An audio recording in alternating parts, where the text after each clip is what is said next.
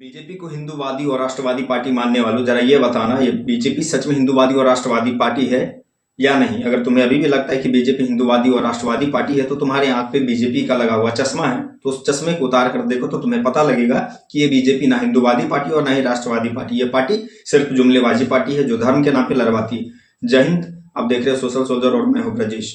हाँ, मैं सरकार की गलत नीतियों का, गलत चीजों का विरोध करता हूँ और आगे भी करता रहूंगा। चलिए बात करते हैं सरकार के हिंदूवादी और राष्ट्रवादी होने पे। पहला, अगर ये सरकार जिस हिसाब से हमेशा एक नारा लगाती रहती है कि हिंदू खतरे में है, हिंदू पहले खतरे में था या नहीं था, ये सब लोग जानते हैं। लेकिन ये मत कहना कि 2014 से पहले, 2014 के बाद 11 साल होगी सरकार की, तो देख लेना हिंदू खतरे में था या नहीं। लेकिन अब की मैं बात बताता हूँ कि हिंदू कैसे खतरे में है और किस हिसाब से खतरे में है। काशी विश्वनाथ जी में कॉरिडोर के नाम पे हजारों वर्ष पुराना कई मंदिर तोड़ा गया, फिर भी हिंदू शांत रहा, बीजेपी के एक एक लोग शांत रहे। वही काशी में अहिल्याबाई होलकर के द्वारा बनाया गया 200 वर्ष से भी पुराना मंदिर, जिसको विकास के नाम पे, जिसको कॉरिडोर के नाम पे तोड़ा गया और सभी देवी देवताओं की मूर्ति को नदी किनारे रख दिया गया, छोड़ दिया गया कचरे की तरह। क्या वहां हिंदू की आस्था नहीं डगमगाई? क्या वहां हिंदू का आस्था नहीं जागा? क्या आपका हिंदुत्व और आपका स्वाभिमान आपके पार्टी से बड़ा है? अगर ये आपके पार्टी से बड़ा है और आपका पार्टी और आपका धर्म अगर आपके पार्टी तक सीमित है तो शायद आपकी आंखों पे धर्म का भी नहीं, राष्ट्र का भी नहीं, पार्टी का चश्मा लगा हुआ है। इसको उतारिए और देखिए तो हमारा धर्म और हमारा राष्ट्र बहुत खूबसूरत है। अब चलिए देखते हैं दूसरी घटना।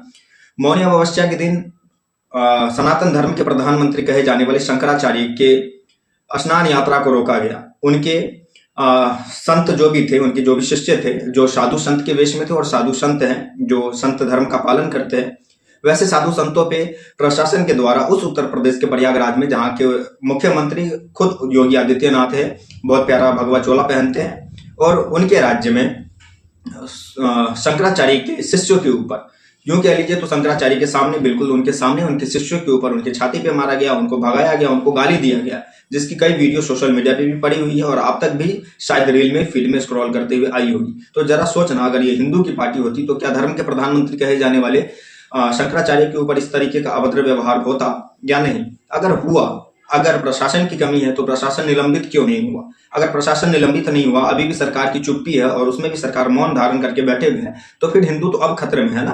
पहले हिंदू तो खतरे में नहीं था, जब था तब था, लेकिन 11 साल में तो अब हमें हिंदू खतरे में लग रहा है। जब आप कह रहे हैं कि हिंदूवादी पार्टी है, राष्ट्रवादी पार्टी है, तो हिंदू तो अब खतरे में है।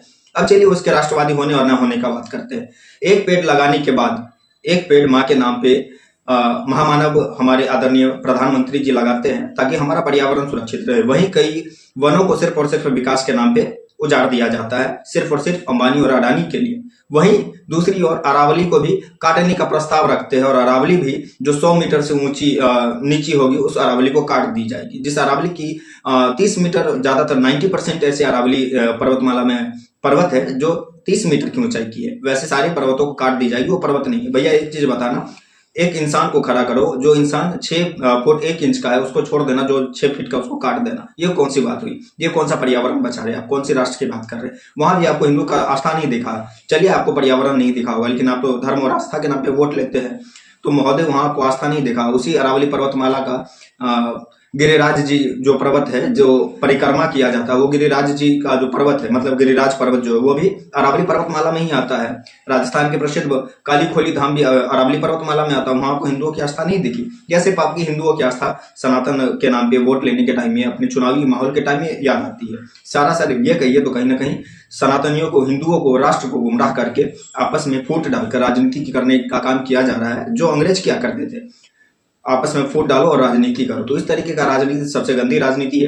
राजनीति करनी है आपको, विकास के नाम पे करिए, महिला सुरक्षा के नाम पे करिए, लेकिन नहीं, एक भी महिला सुरक्षा के नाम पे आपने कानून पास नहीं किया। मैं आपकी सारी कामों का सराहना करूंगा, मैं आपका विरोध करना छोड़ दूंगा। मैं भारत की सौगंध खाता हूं कि मैं आपका विरोध करना छोड़ दूंगा, लेकिन आप रेप पीड़िता के लिए एक केस पारित कर दीजिए कि रेप पीड़िता को न्याय 24 घंटे में मिल जाएगा, 48 घंटे में मिल जाएगा, 72 घंटे में मिल जाएगा। नहीं, उसमें तो होगा नहीं।